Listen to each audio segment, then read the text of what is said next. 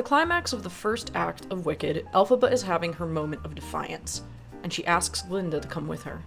And after seeming like she might, wordlessly, Glinda backs away, and they both accept that this is a goodbye. But why? They've just found out the leader of Oz is corrupt, a fraud, and a danger to the animals. So why doesn't Glinda just hop on the broom with her? Isn't it a no-brainer? The answer to this question is at the center of their story and the show itself. There is a lot going on here. Let's talk about it. My credentials are that I saw the show around when I was 10, and it changed me so fundamentally as a person that since then I've seen it another 8 times, for a total of 9 so far, which is as much of a flex as it is a cry for help. Also, if you wanted to see this video early and also with some cool extra special parts, check out my Patreon, where you can see a version of this video that has footage that might have gotten this demonetized. As always, thank you to my patrons on Patreon for supporting the channel and me. Alright, so, why doesn't Glinda leave? Well, firstly, of course, there's a part of Glinda that does want to leave. And this is emphasized even more in the film. Glinda's instinct is to go with Elphaba. She initially leaves in the balloon with her, fighting guards off the whole time. And this is something we don't even see in the show. With this addition, it communicates to us that in the urgency of things, she perhaps could have left with Elphaba, because Glinda is compelled to. For a moment, she's drawn in.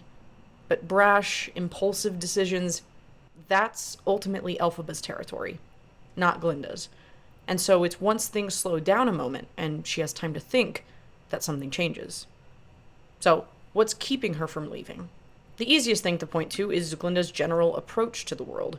While Elphaba has been an outsider everywhere she's been, Glinda's been at the top of the social hierarchy, and wields her social status to get her places.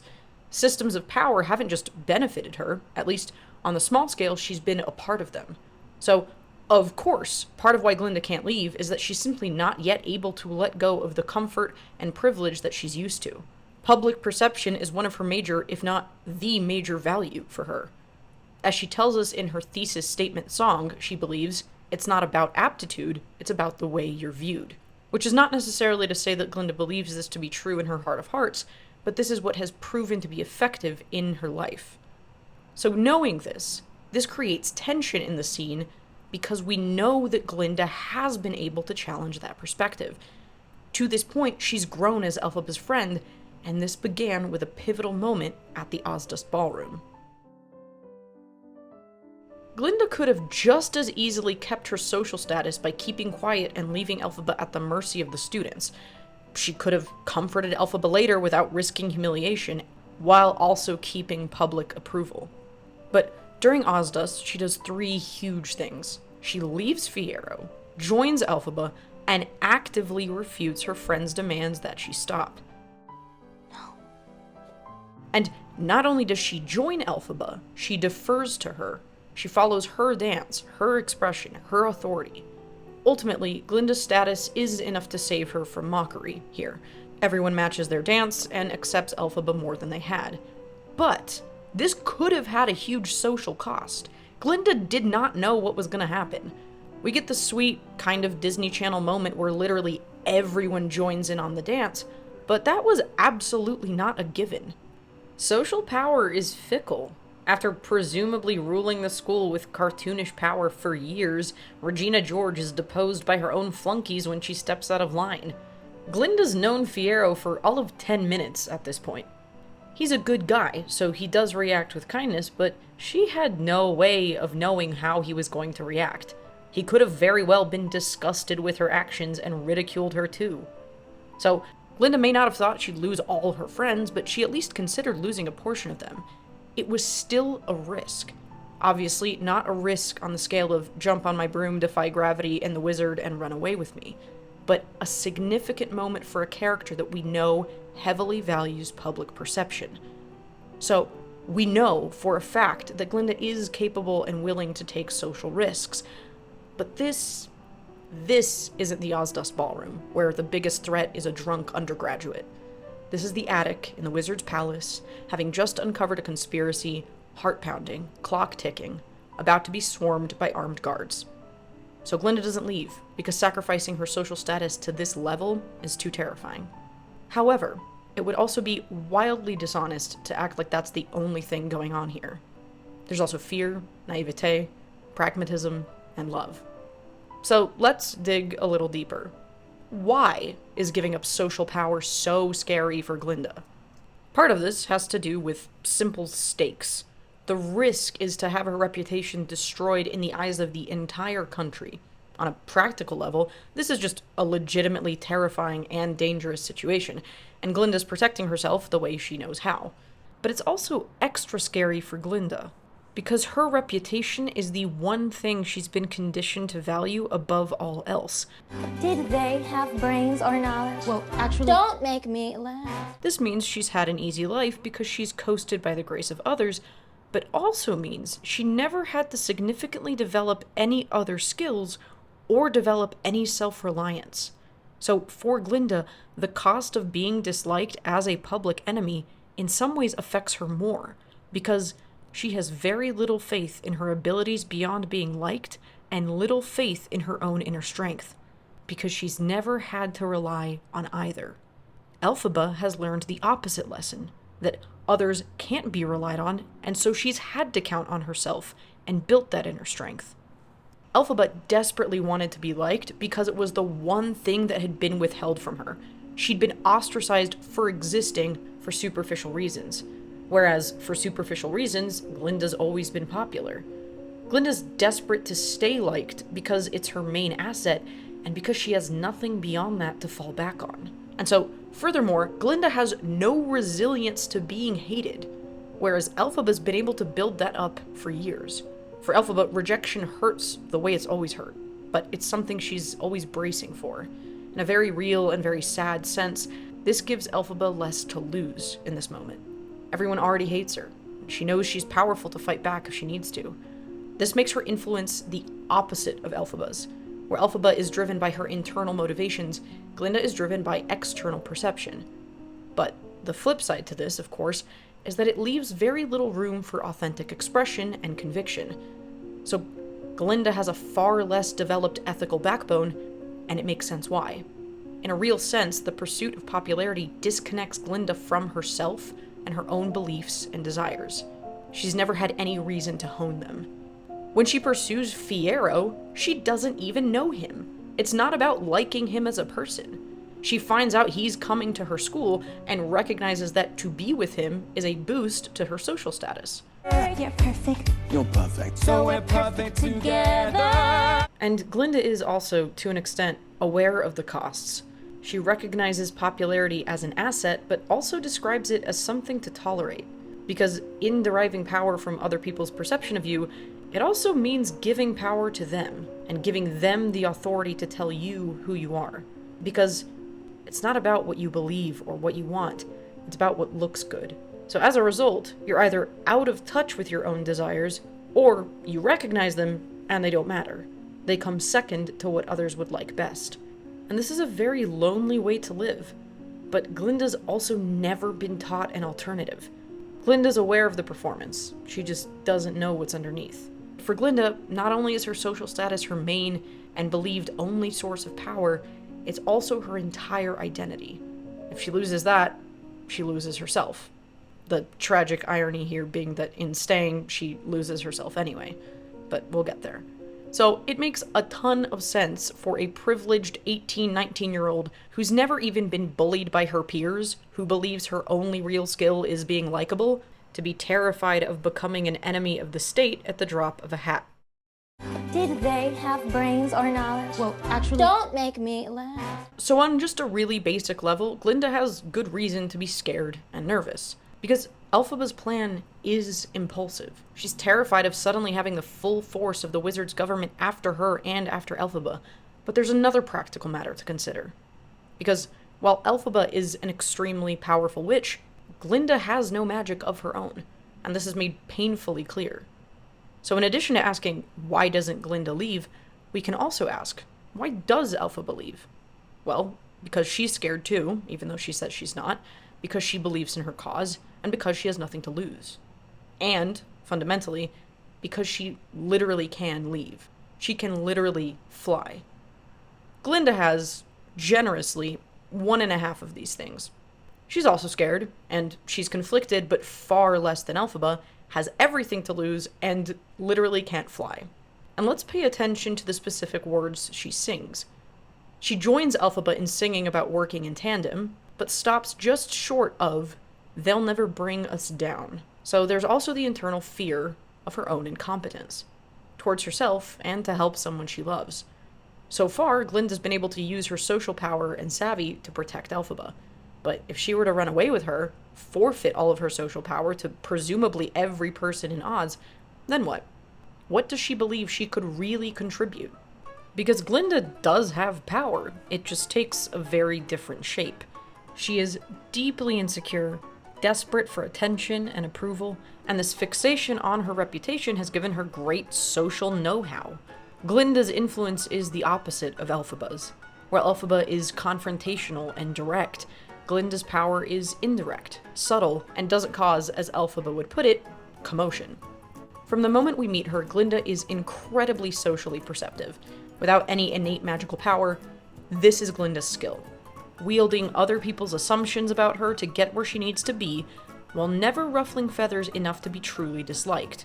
So we can ask ourselves, what does social power mean to Glinda? Is it just that she's shallow?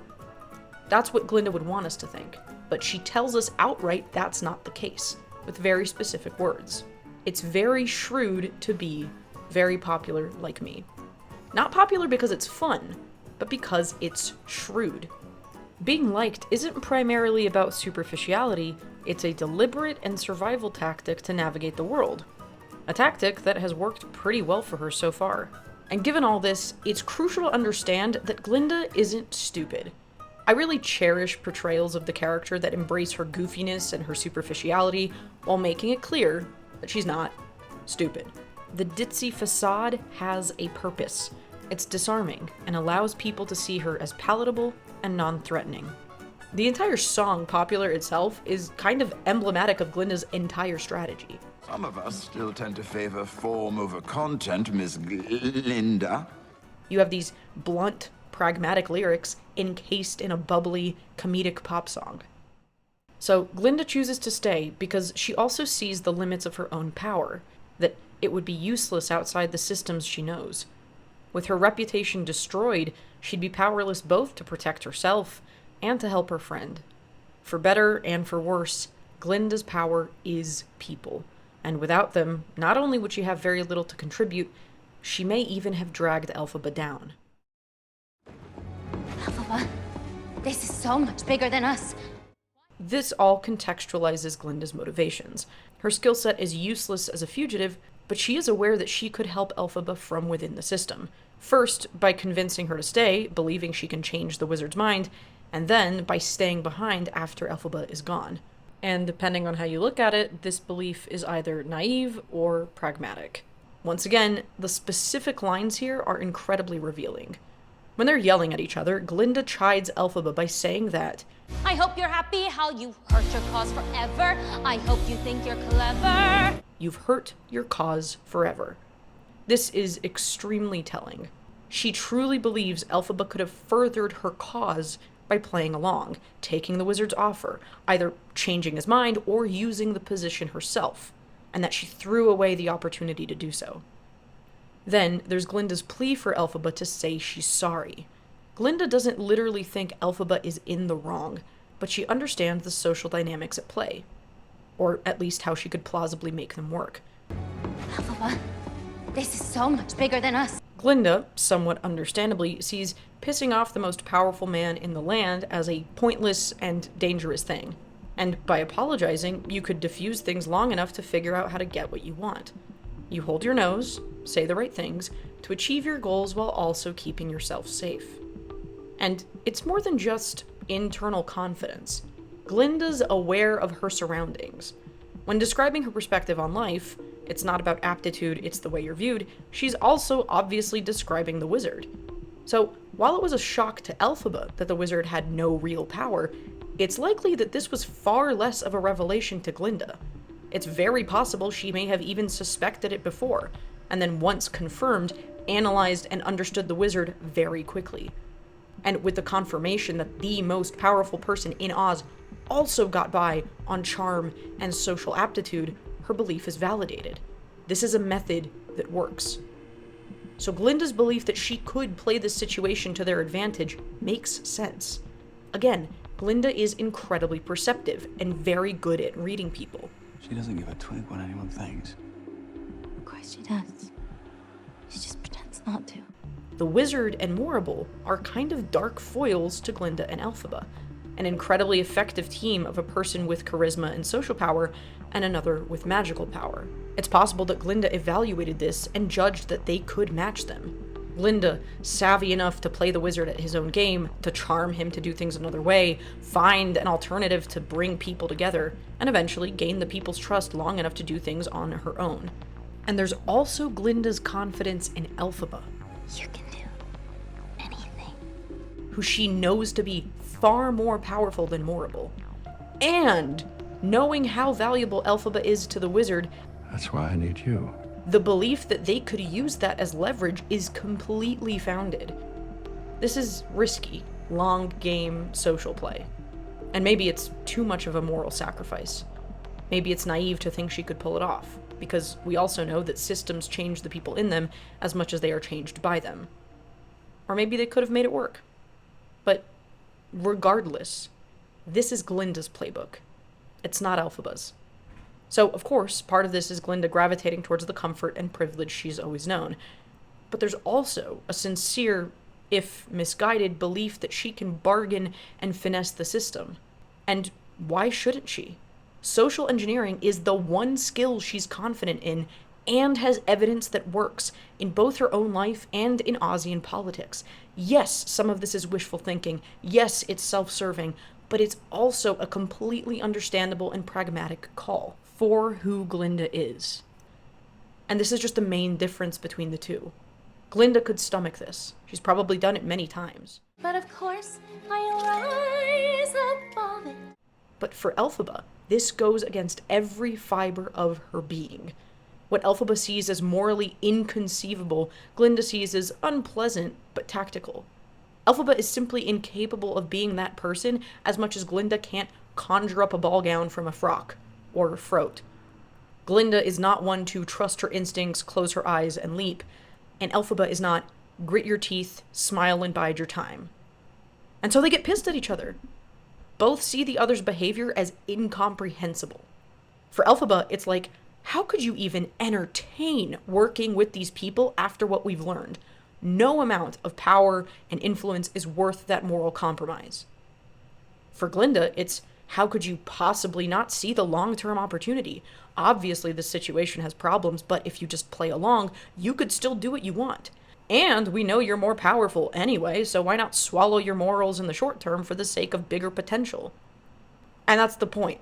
Their methods and temperaments are just completely different. But towards the end, they come to accept this. You're doing this thing I can't do. Both in an emotional and literal sense, neither has the skills to do the other thing. Glinda, at this point, lacks Elphaba's conviction and fortitude to run away, in addition to lacking the literal magic to effect change and protect herself. And Elphaba lacks the social prowess to navigate corridors of power the way Glinda can. They both recognize this, which is why, despite disagreeing with each other, they mutually accept each other's choices and part with love. Keeping in mind, Glinda's approach also evolves as their situation does throughout the course of the song. I want to shout out my friend Wash, with whom conversations really helped develop a lot of these ideas. So, first of all, at the beginning of Defying Gravity, they have no real out. So, this is when Glinda suggests bargaining for their sake, and it makes total sense. At the start of the song, they're pursued by guards, trapped, about to be killed or imprisoned. Of course, Glinda is going to desperately try to fix or defuse the situation by any means possible. Then, Elphaba starts chanting, and this is what my friend pointed out. What does Glinda specifically say? Where are your wings? The implication being, Glinda saw this as Elphaba conjuring up wings and being able to get away on her own. There was no broom for both to get on. So then, it's only when the broom appears that something shifts. And there, with a possible escape for both of them, that's when Glinda briefly but genuinely considers the dream. Then, the scene shifts again, as they both accept that only Elphaba will be flying off. After that, when Glinda recognizes her helplessness as a fugitive, her goal shifts again to managing the fallout. So, all of this decision-making compacts under the pressure of the situation. Fear for her and Elphaba's safety, trying to calculate the long game. The at once idealistic, self-interested, and tactical belief that they have the skills to take on something so corrupt. Because it's true that Glinda and Elphaba are very powerful in their own ways, but they're also very young, and they've never been tested like this. Elphaba's been an outcast for her green skin, but she was also privileged as a governor's daughter, and Glinda was always wealthy. Outside of school, this is their first major experience in the real world. And so, just like Elphaba may be having her own delusions of grandeur, Glinda may also be overestimating her own power. Maybe it's overconfident to think you can just smash systems of power by sheer force of will. Maybe it's also overconfident to think you can bargain with them, that they won't just use you too. Maybe there is no good answer, and maybe that's the point. Which is the better route to change? Working within the system while complicit in harm, or outside the system with fewer resources? Plausibly, there's an argument to be made for either, and there are costs to both. And there's actually an entire season of a show dedicated to this exact question. Spoilers, if you don't want spoilers for the Buffy spin-off, but Angel Season 5 is exactly this. As an extremely condensed summary, a team of people who have been trying to help the world one person at a time are offered the control of an extremely powerful law firm that represents evil throughout space and time. And though morally conflicted, they take the offer, with the belief that even though the law firm represents evil, they could wield that power and resources to make a bigger difference than they could on their own. And this becomes the central ethical question of the season. You could shut this place down, but then you wouldn't have it anymore. Is this a legitimate approach, or is this lying to yourself? Can you affect change within a corrupt system by wielding its power? See, in order to keep this business running, you have to keep this business running. And that means keeping your clients, most of them anyway, happy. Means letting them get away with stuff. Is it worth it to grit your teeth to know with certainty that you are complicit in harm? Or refuse to be complicit, but also forfeit power for a potentially smaller impact?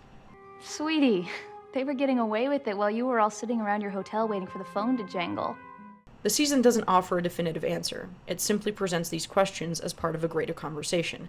And that's kind of what Wicked does too. So, part of Glinda wanted to get on the broom. But unlike Elphaba, who is a character driven by emotion and action, Glinda, sometimes to her detriment, is always calculating. And right now, the cost was too high. And that's the tragedy, because weighing the equation on the other end is her deep belief in and love for Elphaba. The powerful pull to throw caution to the wind. To just say fuck it. To join her in those dreams they'd planned together. This is a conflicting moral and rational situation, and it's supposed to be. That's what makes this a compelling and tragic story. Glinda's choices are completely understandable given her youth and lived experience, and she's responsible for the consequences, and we can wish she'd been braver. All of this is true at once. Fiction is an exercise in empathy and critical thought. We can see pieces of ourselves in both of these characters. We can understand perfectly, with the experiences and environments these two have been in, why they have the perspectives that they do. And as we consider these characters' choices, it prompts us to ask, if we were the same age, in the same circumstances, can we imagine what could pull us in either direction? We might consider times we wish we'd been stronger in our convictions, or times we could have been more strategic. Kicked ourselves after crossing a bridge we didn't know we crossed until we crossed because hindsight is 20/20. All that good stuff. From here on, there's going to be spoilers, so if you haven't seen Act 2 of Wicked and you don't want to know what happens, go see the show. It's on tour right now and perceive it. The touring cast right now is one of my favorites ever. In the stage show, there's a gap between Glinda staying behind and then her appearance in Act 2. What exactly happened? Maybe we'll see that expanded upon in the second film. But one thing the first film already contributed was Morable's embrace, which already connected dots without any dialogue. It's such an insidious, quiet moment. At Glinda's most vulnerable, Morable gives her the acceptance she's withheld this whole time. Glinda returns the embrace. Out of fear? What would have happened if she didn't? out of relief that she isn't in trouble. But with that, she's also sealed her fate. And I love that the last we see of Glinda is her looking back while being physically led away by Morrible. There's also something unspoken here. Glinda was privy to the same conspiracy that Elphaba was, which also makes her a liability. So at least in the immediate term, Glinda herself here is a bit on thin ice. There's absolutely no way that the wizard and Morrible were just gonna let her go on her merry way. Doesn't mean Glinda isn't responsible for her choices, but she's also not the only one making choices here. Which all leads us to Thank Goodness, the Act 2 opener, making Wicked 2 for 2 with banger act openings. Glinda has what ostensibly she's always wanted: a status, approval, and fiero. But, as she keeps trying to insist to the public that she couldn't be happier, that is a very obvious lie. Because choosing to use her social power to save herself and work within the system had a high potential reward, but also high risk. Sure, she could play the wizard's own game, gain the love of the citizens enough to pull the strings herself. On the other hand, that takes time, and she's a young, fresh-faced person doing this for the first time, which could just as easily make her a puppet figurehead. Which is exactly what happens, trapping her in a gilded cage. A cost that Glinda has always been aware of, as her own words haunt her. You're gonna grin and bear it, your newfound popularity. Glinda admits to hating the terrible things the wizard and Morrible are saying about Elphaba, but she also can't bring herself to stop it. Partially because Glinda's is the long game and her position is too tenuous to jeopardize so soon, but also, while she waits, she continues to be just comfortable enough within her discomfort. And the specific wording here, as always, also reveals more layers. Is that so wrong? Who could? And later, who couldn't be happier? So, I couldn't be happier. Glinda's same patterns are also at play, outsourcing her beliefs of what she should be doing and how she should be feeling to some imaginary person who ought to be thrilled in her position. Is it a bit cowardly to tell yourself you're staying in the system to change it while also benefiting from it? Yeah. Is it also reasonable for someone to try to use their assets to protect themselves the way they know how? Also, yeah. Both of these things are true. Because Glinda's biggest asset is also her downfall. Calculate and bide your time forever, and you're just at the mercy of those who do act, and you become complicit in your inaction. Because while gritting your teeth to stay in circles of power can yield results, there also have to be things at which you will draw the line. And while Glinda's conflicted, she's not there yet. During Defying Gravity, Glinda had far less power to try anything against the wizard. But by Thank Goodness, she's accumulated at least some significant influence. And here, with the social position to plausibly try, she still can't take that risk. Scared of consequences, and ensnared by the adoration and validation she's wanted most. Once again, Glinda's making a choice, but a passive one. I wonder what went through her head during this time. Could she maybe have still made an impact on the run with Elphaba, and rallied people together? Would that have been possible? Or would it have been pointless, without the familiar social structures and against the full force of the wizard's propaganda? Maybe these are the questions Glinda asks herself in these moments. So, out of a deeply human mix of fear, self-interest, pragmatism, Glinda stays in the Emerald City. And it brings her to a place of powerful regret. But there's more to it. Because the show's not over. Glinda's arc isn't finished yet. Because there is a Glinda that could have left in Defying Gravity, and we meet her just before their final song. Glinda arrives at Elphaba's hideout, and they have one of the single most significant exchanges in the show. I'll tell everyone the truth. No, they'll only turn against you. I don't care. Well, I do. This is Glinda's growth moment. They'll turn against you. I don't care. Glinda is once again in the position to make a choice, and this time, instead of a passive one like in Defying Gravity, she makes an active choice. She is willing to forfeit her status, her popularity, her power, in the name of truth and what is right, and Elphaba herself. This is the arc. Glinda's now seen and lived the cost of her choices. The lies, the lives ruined. How hollow it is to be elevated by people that don't even know you, that you don't even like. This is the Glinda that could have gone. But that's the tragedy. Because the irony is, it's only because Glinda stayed behind that she grew into the person who might have left. It's very much Zuko's moment at the end of Book 2 in Avatar. Zuko chooses what he thinks he wants and gets it. But it's only because of that choice that he's able to grow, to see how that perfect finale wasn't at all what he needed. Both Elphaba and Glinda's decisions, or indecision, had risks. Everything has a cost. It's just about what you're willing to pay. Because it's not all or nothing, right? You can make change on the inside by biting your tongue, and there are things not worth holding your tongue for. And also, our choices don't exist in a vacuum. We have agency, but we're also not impervious to the forces and structures around us. That's also the point and the tragedy of this story, too. Glinda and Elphaba both made decisions, and they were also young people acting within a shitty system that they did not create, in which none of their options were really that great. In any case, this is now the situation. Glinda has seen the truth and grown, but the world has also evolved because of her and Elphaba's choices. And now, finally, Glinda would be willing to pay the cost of doing the unpopular thing in the name of truth and what is right. And it's too late. She can't. She can't because Elphaba won't let her. Because while this is the Glinda that might have gone, it's also the Elphaba that might have considered staying. Regardless of what we think might be more or less true in the real world, the text here shows the necessity of working both within and outside structures of power. Elphaba validates Glinda's approach, to an extent, because she's felt it too. In Act 2, Elphaba herself very nearly relented to working with the wizard again. She joins him in song in Wonderful and accepts him, and only walks it back once she's reminded, kind of clunkily in the show, about Dillamond. Elphaba recognizes the limits to her approach, and so entrusts her mission to Glinda. Because, with her ostensibly wrong choice to stay in the system, Glinda now has access to influence and authority that Elphaba doesn't. To maybe leverage for real good. Because, with all its costs, at the end of the day, it did work.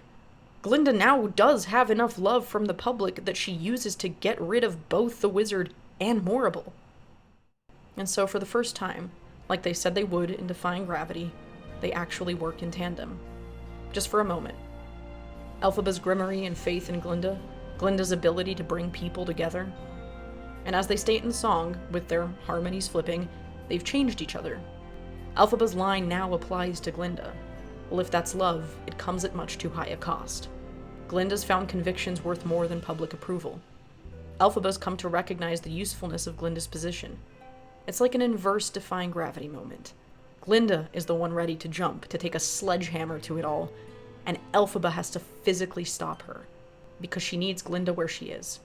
And not just because she has the power, but for a sadder reason, too. Because the mantle of Glinda the Good was only created in opposition to the specter of the Wicked Witch.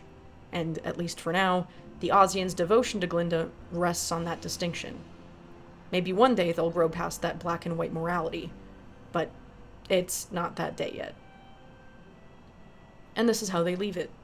With too much to say and too little time, the air thick with what-ifs and regrets and so much love, they say goodbye. Again, ultimately, stories are vehicles to facilitate empathy and introspection. We are all products of the lives we've lived and learn as we go.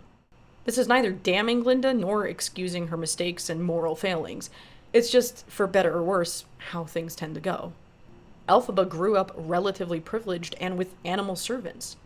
If she hadn't been ostracized herself for her green skin, maybe she wouldn't have had the same social consciousness. So many people, and especially privileged ones, go through life with no incentive to expand their perspective beyond their immediate circle. It is very, very easy to stay in the same bubble. So, it's not surprising that a person like 18-year-old Glinda, who has certainly only had superficial and status-conscious relationships with other privileged people, lacks a moral backbone and understanding for those different from her. Glinda values shallow things because she's only ever been rewarded for it. Which, in a way, frankly, makes it even a little impressive that Glinda even considered getting on the broom, something that would have been a rejection of everything she'd learned to be true. We can and we're supposed to be disappointed and critical of Glinda in her first iteration. Glinda herself is. The show is. So we can also understand that until she meets Elphaba, Glinda's had no reason or stimuli to be anything else. This is her only relationship with someone from a different social experience, and so this is the one that eventually changes her. When Glinda says that Elphaba's the only friend that ever mattered, it's partly played as a joke, but it's also true. For all the people who have liked her, none have ever liked her. This is her only relationship with someone that saw and loved her for who she was, her best and her worst and her most human. It was the only one that was authentic, and so it was the only one that challenged her, like the best relationships tend to do. Yes, it's unfortunate that she only learned to look outside herself after being personally connected with someone different, but that's kind of how it often goes. And that's how we get the Glinda at the end of the show. Not a perfect person, but one now devoting her life to a different world and a different self. And maybe it takes too long. Damage has been done. But she does grow. It does happen. As the curtain falls, this is the version of Glinda that we are left with. It's so real and bittersweet. We only evolve with the consequences of our choices. The wiser version of us who would have done differently only exists because we didn't. And now, Glinda faces the public, the object of her own song. The wicked are left on their own, and here she is, believing Elphaba and Fiyero dead, and herself partially responsible. Elphaba hated, and now, to honor her final request, she has to stay in her gilded cage, having to forever hold her tongue about the truth, in the position she once craved so badly. What I find so moving and so sad is that despite Glinda's reluctant promise to Elphaba to not clear her name, she still kind of can't help herself. She still tries. Glinda pushes back the slightest bit, not even to clear Elphaba's name, but to inspire the slightest bit of empathy for her by telling the Ozians about Elphaba's past. And so, it couldn't have been easy. But even that gets nowhere. Any appeal to Elphaba's humanity is quickly drowned out by their chants. And we see that Elphaba was right. If they're this resistant to a small amount of nuance, of empathy, how nearly impossible it would have been to get them to see the whole truth. And as if to make a point, the Ozians still get the last word in the show. No one mourns the wicked. And so the show ends with this, with Glinda's final spoken dialogue being about wanting, just to try, for the first time, to be good. The operative word here being try. Not to be good, but to try to be good. Because that's all there is, right? Good isn't a fixed state of being or a destination, but something that takes effort, and by nature of being human, will always come with setbacks. But by trying, she might honor her defiant, reckless, beautiful friend, and the better world she believed in. And that world of what-ifs, where maybe things went differently.